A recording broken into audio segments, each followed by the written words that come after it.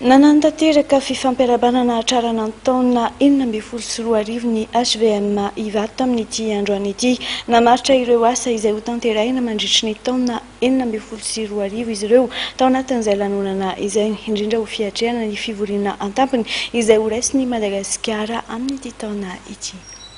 Taonany miasa ny taona 2024 ny sekretera jeneraly ny antoko HVM nandritra ny lanonana izay nikarakarain'ny HVM teny Ivato androany. Andray ny fionana tampony iraisam-pirenena roa lehibe i Madagasikara amin'ity taona ity, ny fivorian'ny Komeza ny volana Oktobra ary firenena mampiasa ny ampahamanontolo ny teny frantsay ny volana Novambra. Noho ity commune ity vavahadin'i Madagasikara sady manana ireo foto-drafitrasa andraisana ny fivoriana roa, nanainga amin'ny mpikatroka HVM hiomana amin'ny fiatrehana izany ny sekretera jeneraly ny antoko HVM.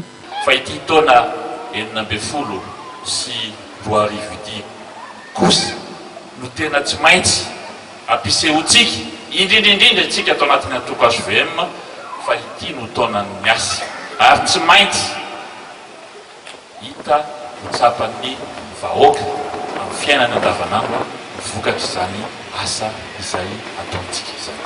Koa ny teny hoentin'ny Front National dia tsotra ihany.